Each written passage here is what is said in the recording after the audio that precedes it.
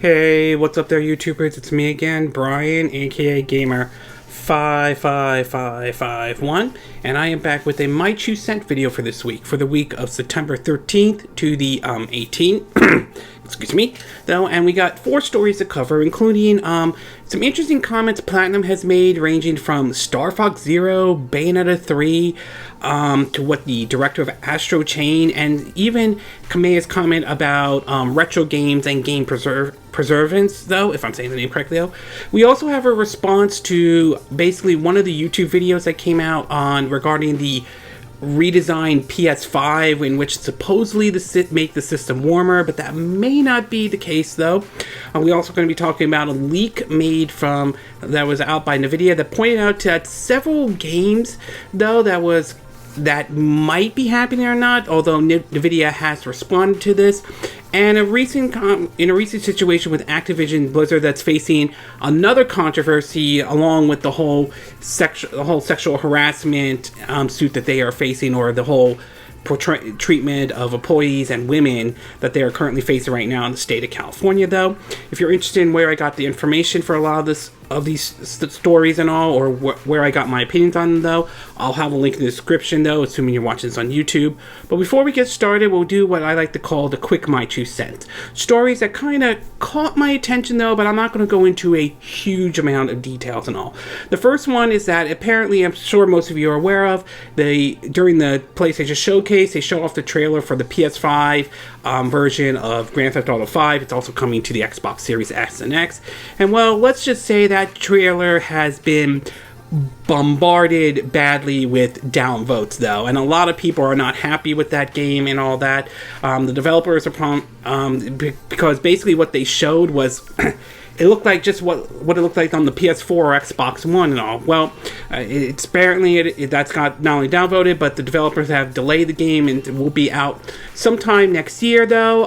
We'll see if there's any major changes, though, but I think at this point it's starting to become clear everyone wants to now see a GTA 6 and all, so we'll see what happens there. We also learned that the single-player campaign in the upcoming Gran Turismo 6 will require a internet connection, and I'm not really a huge fan of that approach or something like that. We'll see whether this will have any impact on, when the game comes out or not. We also learned that the producer is one of the producers of Daemon X Machina. It confirms that Daemon X Machina 2 is in production, but it is going to be some time off, though. I'm glad the game's getting a sequel if what they're saying is true. I did enjoy the first one, though. I'm hoping the sequel comes to the Nintendo Switch. I thought it was a fun game, a fun mech game and all. Excuse me. I'm fully aware of the whole controversy surrounding YouTube and their so-called policies and all that stuff, and I will agree.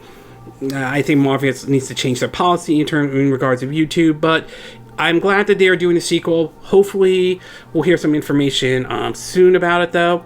We also learned during the UK charts for this week, though, WarioWare Got Together claimed at the #1 spot, which is kind of interesting, though.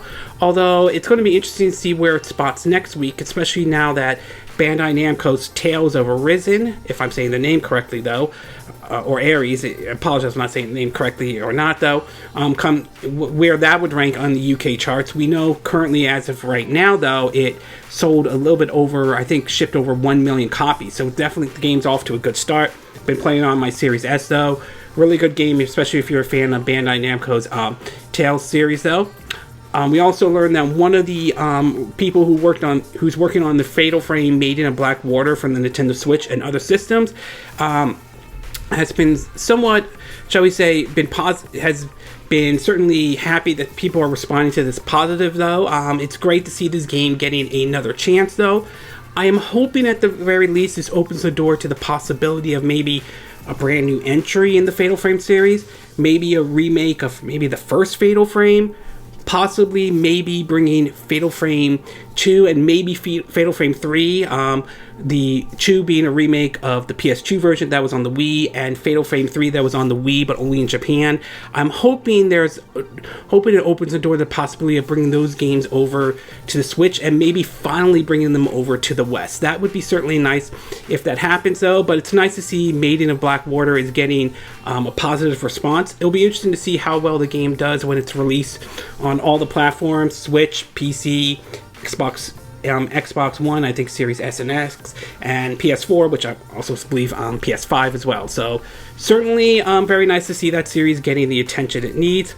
We also learned that Forever Entertainment, the studio that's working on the remake of the first House of the Dead, is basically remaking the 1993 Data East beat 'em up Night Slasher, which is, I mean, they got a lot of projects under their sleeves and all that stuff. So hopefully we'll see how this plays out when they finally release the game, but time will tell on that. We also learned that one of the developers, Hex Drive, is co-developing the new Dragon Quest game with Square Enix, which is certainly interesting, though, although that game will probably be some time off, though. We know it's coming, we know that it's running on the Unreal Engine 5, though. We don't know if it will come to the Nintendo Switch or not, but given how the latest Dragon Quest game did very well on the Nintendo Switch, and given the fact that Unreal Engine 5 does support the Nintendo Switch, though, it's not out of the realm of possibility we could see the new Dragon Quest game come to the Nintendo Switch, but time will ultimately tell. We also learned that Haley Hathaway, if I'm saying her name correctly, will be voicing Lara Croft in the upcoming Netflix Tomb Raider animated series. I'm sure most of you will know her if you're a fan of the MCU. She played Peggy Carter, though, so certainly nice to see that. Though. That certainly is really neat. We also learned that Nintendo updated their Nintendo Switch, and this time it finally added Bluetooth, a request that a lot of people have been asking for, and something I wish they had added to the Nintendo Switch when it launched back in 2017, though. The downside, however, it seems like it won't support Bluetooth with microphones, which I don't know why they did not add that. I mean, I guess they're trying to push people to use the Nintendo voice chat, but that hasn't really gotten the greatest of response or anything like that. So great that they updated it, though, but a little disappointing that they didn't add support with Bluetooth with microphones, though. We also learned that you can now, they had to update for a PS5, that you can now update the SSD storage and all, which is certainly nice, though.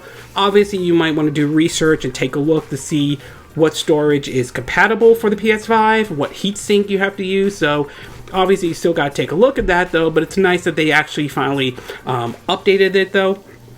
We also learned from that a rumor is going around that Nintendo 64 games could be making their way over to the Nintendo Switch, and there are plans to introduce a higher price subscription, though, than the current model that they're offering right now. Again, it is rumored, we also have to wait and see.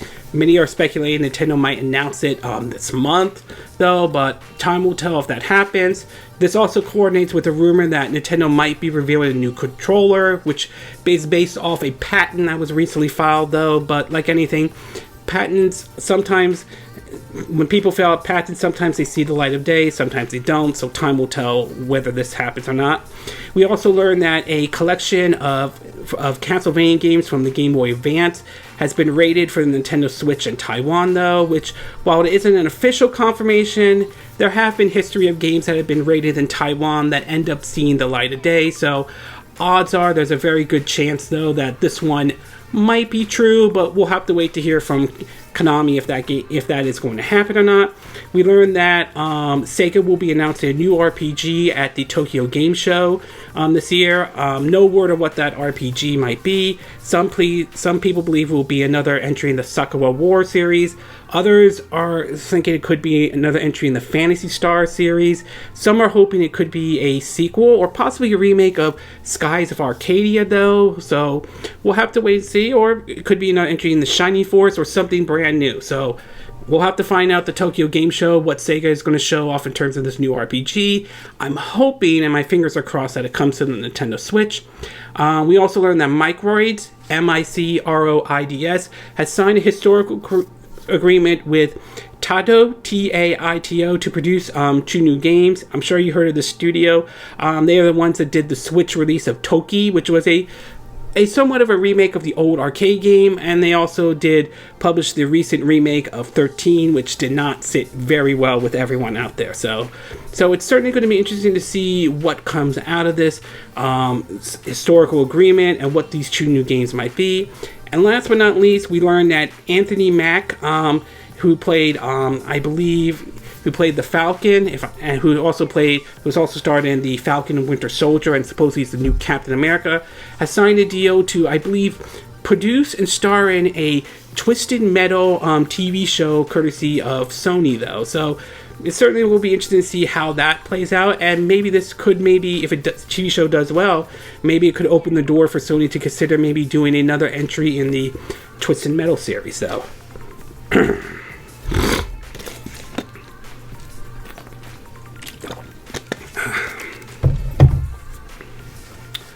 Okay, with the quick My 2 cent part now done, we'll get started with our first story, and this one has to do with Platinum Games, though. Now, I'm sure some people enjoy Platinum Games. I'm like a fan of them. I love some of the work they've done, whether it's Mad World, Bayonetta, though, the Wonderful 101 and all, but they've also produced some duds like the Ninja Turtles and unfortunately Star Fox Zero and so forth, though. But they certainly have their fan base, and recently they've been in the news lately, though, in regarding of several things they have recently mentioned.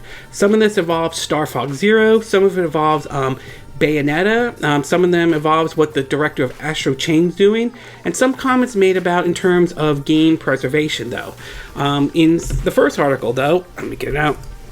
This one is bringing up about like Platinum wants to do a Star Fox game. This is from Video Game Chronicles, but mentions that it's going to be up to Nintendo, though. According to VJ Chronicles, they said, speaking to VGC this week, Platinum Studio head Atsushi, Atsushi, Inabata, I apologize for not saying it correctly, said that if Nintendo was interested, the developers would definitely be interested in considering a new version of Star Fox Zero to be exact. However, any potential change would be up to Mr. Miyamoto, as the Platinum would be interested in a switch port to Star Fox Zero. He pointed, quote, "It's unfortunate that people aren't to play older games because they're locked out onto the platform, so of course it's possible we'd like to bring over any of these older titles to the newest platform. It kind of depends on what what the realm of actual possibility, but yeah, if the chances come up, it's definitely something we like to think about." Honestly, though, if a port of Star Fox Zero would be, I would definitely be down with a port of Star Fox Zero. I thought that game had the potential of being good, and there were some ideas that I like, but personally, I felt like the controls held it back. I think the decision, and this is one area where, as much as I respect Miyamoto, I do have to criticize him on this part, though. It's the decision to force the motion controls, and I felt the motion controls made the game almost borderline unplayable. While it is possible, while there are some ways to go around it, though, it just made the game very difficult to enjoy, and which is really unfortunate, though, because it could have been a good game indeed. And unfortunately, the Star Fox series has had a hard time ever since Star Fox 64. The series has had some hard times, though. Star Fox Adventure was okay, but not great. Star Fox Assault, again, alright, but not exactly perfect. Star Fox Command wasn't bad, but to have to use the stylus to control your R-Wing just felt a little bit uncomfortable. And the force motion controls of Star Fox Zero was really, I think, hurt the game a lot, though.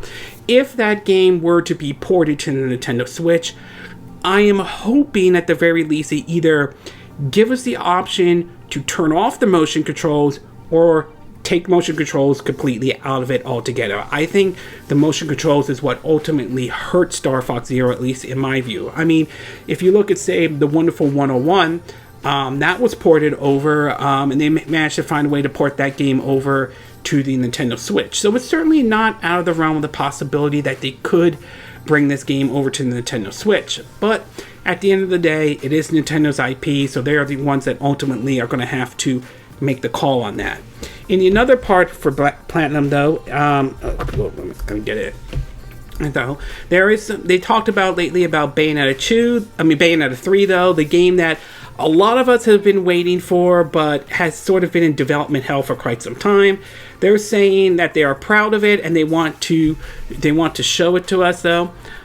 Basically, here's what Platinum said about Bayonetta during their interview with Video Game Chronicles. They said, quote, "There's no need to worry about it. Don't worry about it. Don't worry about it at this time. Everything is okay, though."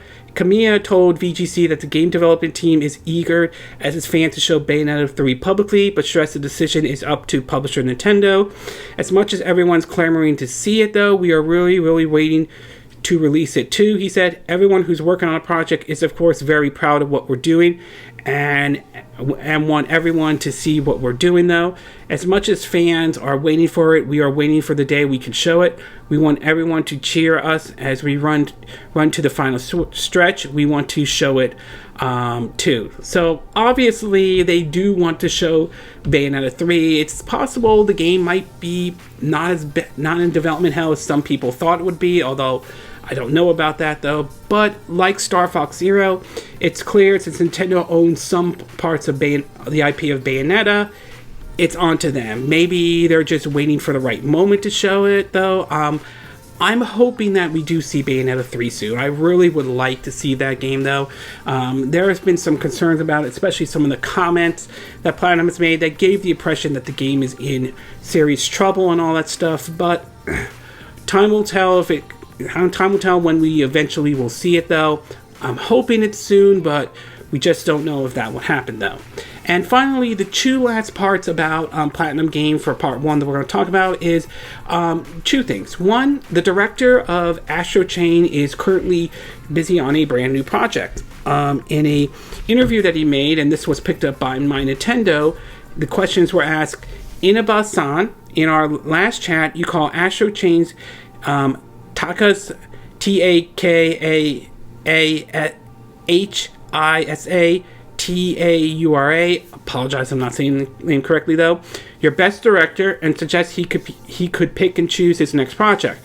Has he started working on anything yet? He's basically, Inaba-san said, we got to keep the superstar busy, laugh. He's working on something, but we can't say what it is. Might we see it announced soon? It would be nice if that happens. So it certainly seems that the director of Astro Chain is in the work on a brand new game though. What system and where it will go to remains to be seen though. For me though, I'm not against any brand new game that he's working on, but I'm hoping at the very least that it is a sequel or a prequel to Astro Chain. That was one of my favorite games in 2019, and I would like to see that happen though. We don't know if that is going to be the game or not, since Nintendo now owns the rights to the IP of Astro Chain. So time will ultimately tell, but I'm hoping to see what he's showing, what he's working on soon. I'm hoping it does come to the Nintendo Switch. And last but not least though, the question came up of game preservation, and Hideki Kamiya basically chimed in on this as well. He's known to be very outspoken. Sometimes I think he's right, sometimes I think he's wrong. But anyway, in regards to the question about, where is it? Oh, okay, here we go. In the question in regards about game preservation, a question was asked to him though, and that is, as a collector, what do you make of the recent explosion in retro game prices?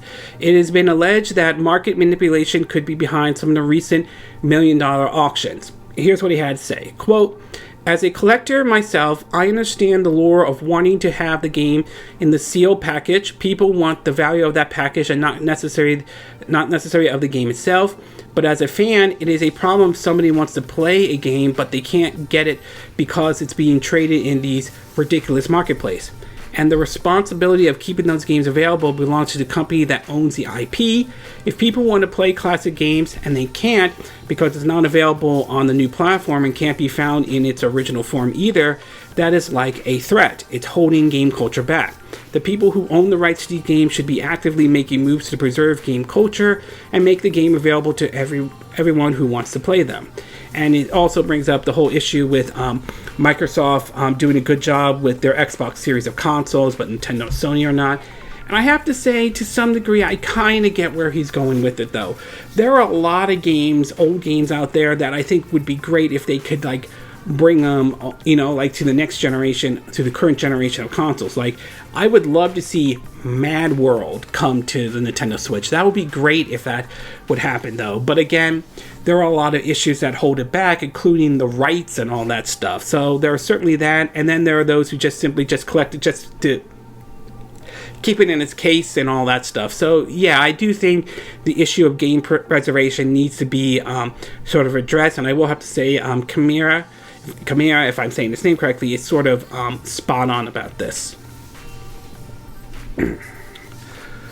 Okay, we're going to take a quick break. When we get back, we'll get to part 2, and this one has to do with a response to the whole claim about the PS5, or this new redesign of the PS5's overheating and all. So we'll take a quick break, and we will be right back.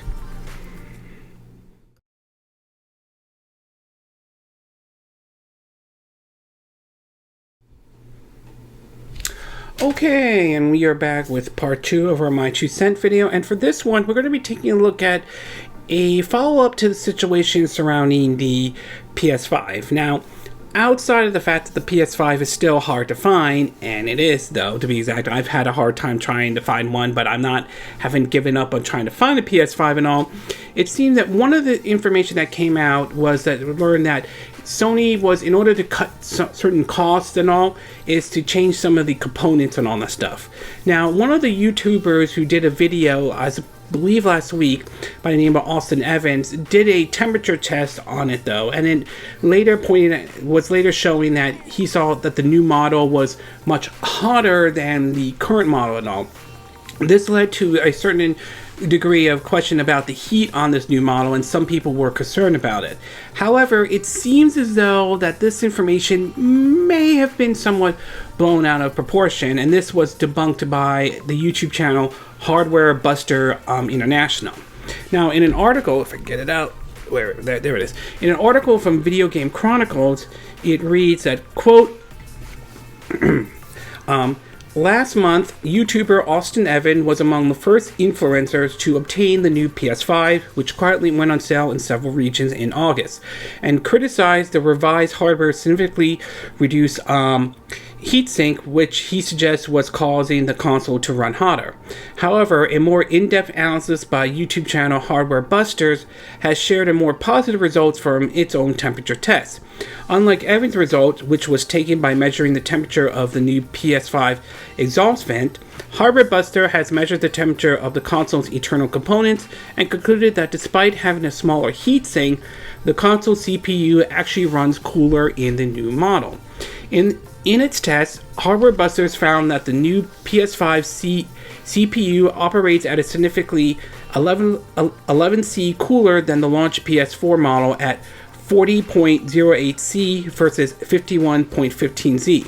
However, the new PS5 memory was deemed to be running hotter at 48.2C versus 40.88C.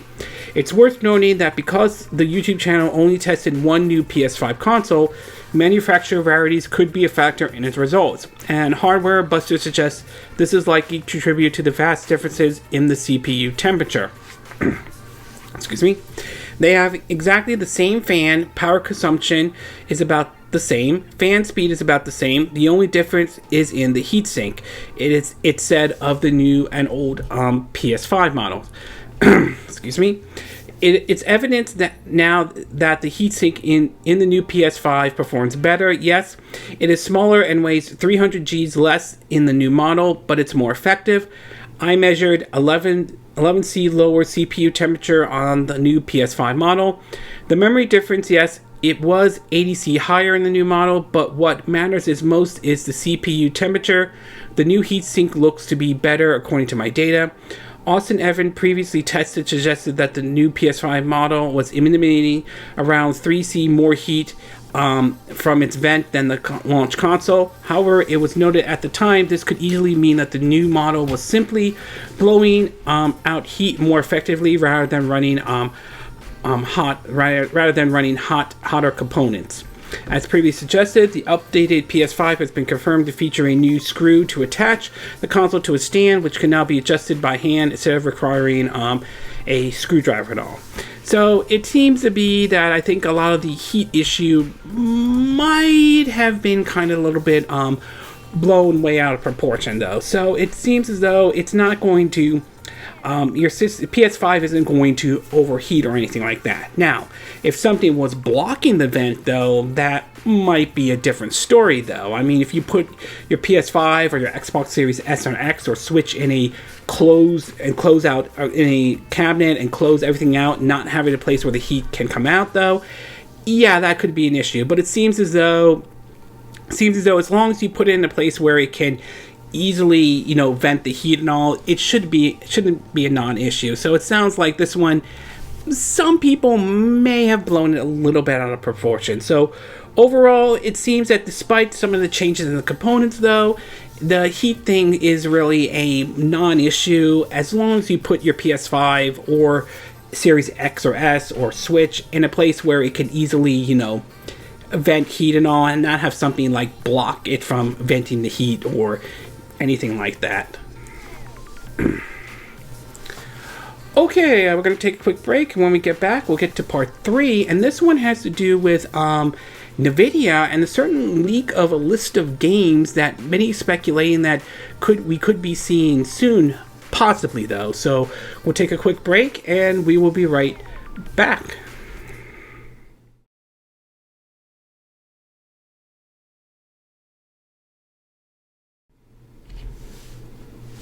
Okay, and we are back with part 3 of our My 2 Cent video, and for this one, we're going to be taking a look at a supposed leak that has come out from basically Nvidia. Now, that name should be familiar to a lot of folks. For some people, they are known for making, PC or graphic cards for those who are into, the whole PC gaming side of things.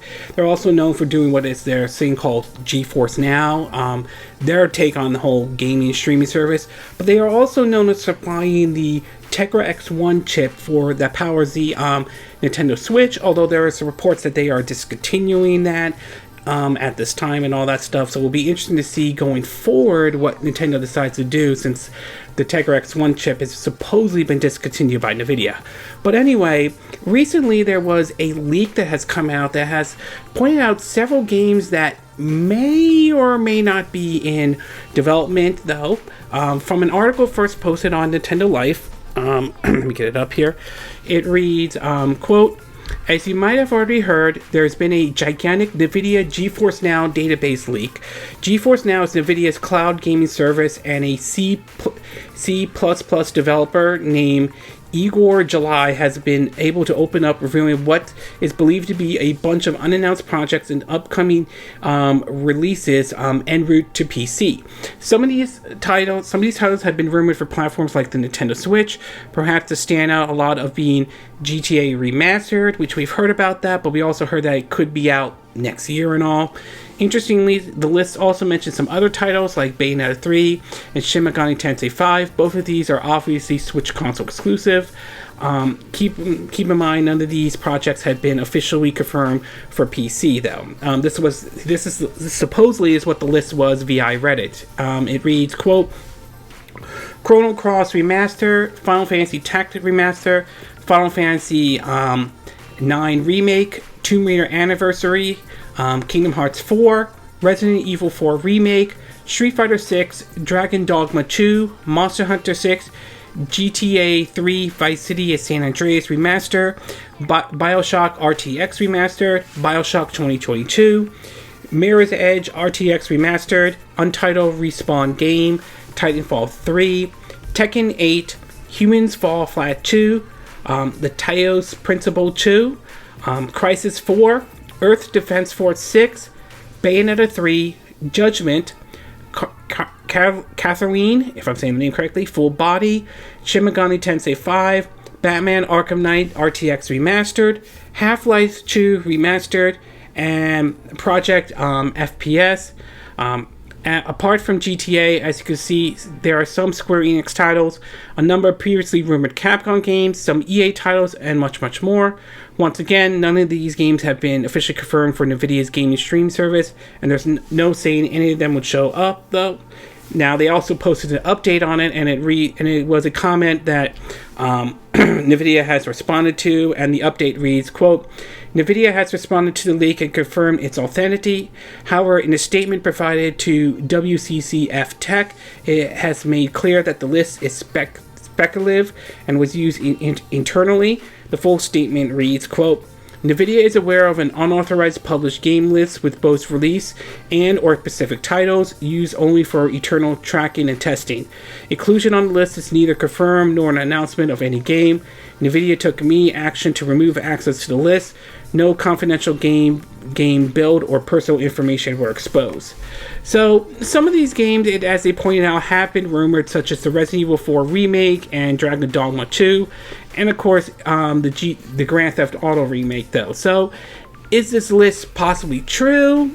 It could be, but then there are some like I've heard about the Chrono Cross remake or something like that, and some people are thinking that this may not be real or anything like that. Some speculate maybe they were testing a prototype of a game, what it would be like on their GeForce Now, and also this can go either way. As of right now, I'm still taking this somewhat with a grain of salt. As much as I would like for this list to be true, though, it's still some of these games sound too good to be true. Like Dragon Dogma 2, would like to see that happen, but I'm not sure it is, but time will tell if that happens or anything like that. So overall, for now though, while some of these games on this list sounds interesting and all, I would take this with a grain of salt for the time being, though, because for all we know, it could be true, but we've seen people who put out lists of games that don't always turn out to be true at all. So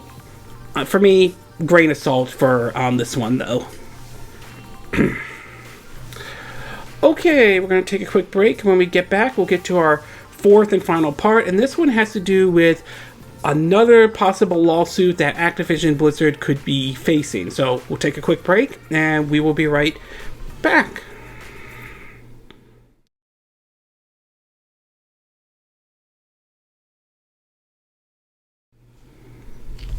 Okay, and we are back with our fourth and final part of our My 2 Cent video, and for this one, we're going to be talking about Activision Blizzard and a new controversy they have got themselves into. Now, this year has sort of not been great for Activision Blizzard. As some of you are aware, where the state of California has filed a lawsuit against Activision Blizzard over supposedly how a lot of their female employees have been treated over there in terms of a report of a fraternity-like culture and all. So they have been facing a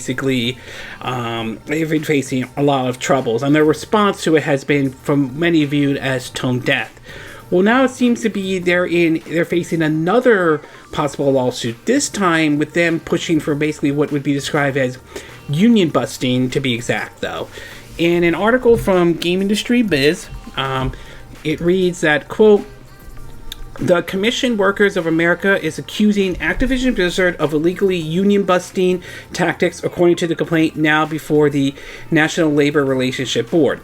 According to the NLRB database, the formal charge was made September 10, alleging various violations of a section of the National Labor Relations Act, making it illegal for companies to interfere with employees' right to self-organize and form labor unions. The charge is not publicly available yet, and the requests for more details sent to the unions were not immediately returned. However, the group A Better ABK announced the move today, saying it's filing the complaint in partnership with CODE-CWA. The CWA group specifically works to bring unions to tech, games, and other digital industries in the U.S. and Canada. If the NLRB rules in our favor, the ruling will be retroactive, and we will set a procedure that no other workers in the U.S. can be intimidated out of talking about forced arbitration, A Better APK said on its Twitter account. An end to forced arbitration for employees was one of the 4 demands employee groups made to the publisher in the wake of a California Department of Fair Employment and Housing suit alleged violation of the state civil rights and equal pay law. The other 3 include policy to improve representation among employees at all levels, publication of comprehensive data for employees of all gender and ethics, and a third-party audit of the company's HR department and executive staff to understand how existing systems fail to prevent harassment, though. Activision Blizzard did not immediately return to requests for comment. There was also an update to this, and it says, quote, "The charge has been made publicly available with Communication Workers of America accusing Activision Blizzard of repeatedly engaging in unlawful conduct. The union said that Activision has threatened employees that they cannot talk about or communicate about wages, hours, and working conditions. Other accusations also include threatening or disciplining employees on account of protected concern activity." Tom Smith, National Organization Director at CWA, commented, "We are very inspired by the bravery of ABK workers, and we will always stand shoulder to shoulder with workers fighting harassment, assault, and discrimination. Management could have responded with humility and willingness to take necessary steps to address the horrendous conditions some ABK workers had faced. Instead, Activision Blizzard responded to righteous workers' activity with surveillance, intimidation, and hiring notorious union busters. The National Labor Relations Board under the Biden administration has made it clear that it will hold companies accountable whether they break the law. We have filed these charges to ensure that the actions of the ABK management will not go unanswered, though." So, assuming this is true, though, this adds more of a headache to Activision Blizzard, though. And honestly, you know what? If these employees want to unionize and all, they should be given the right to do it, though. Let them weigh in whether they want the pros and cons of unionization, whether or not they want to go through with it or not. They should not be forced and intimidated or anything like that. This makes it feel like the CEO, particularly Bobby Kotick, scared of his employees and all that stuff. And he should be, though. I mean, the way he's treated Activision has been abysmal, to be exact, because they don't make all the money in the world. They have to lay off a lot of employees while they while they get fat paychecks and all that stuff. So I'm hoping, to me, I'm not anti-union, but I'm not 100% pro-union, but I'm certainly not anti-union, though. I hope this stings the CEOs of Activision Blizzard in the butt big time, though, and I do hope that they are able to unionize and all that stuff, or at least give them the choice of whether they want to unionize or not, and be free of any kind of intimidation or anything like that, though. So I'm certainly not against them if they decide to unionize. I hope that this lawsuit goes through. I hope that it rules in their favor and all, because when you hear about how a lot of these developers are being treated, I mean, it's unacceptable, including not only from working conditions, but also the whole issue of crunch, as well, as we've seen how that has become a big problem excuse me, for the video game industry as a whole. So my take on it is that, or overall, is that I'm hoping this lawsuit succeeds, though, and I believe these employees should be given the freedom out to choose whether they want to unionize or not, and not be intimidated or threatened or anything like that. While this is also going on, it seems that Activision Blizzard has hired someone new to basically as the new HR boss. According to PC Gamer, it says, excuse me, Activision has hired Julie Hodges, Hodges, formerly the Senior Vice President of Corporate HR and Compensation, Benefit, and Talent Acquisition at the Walt Disney Company, and is the new Chief People Officer.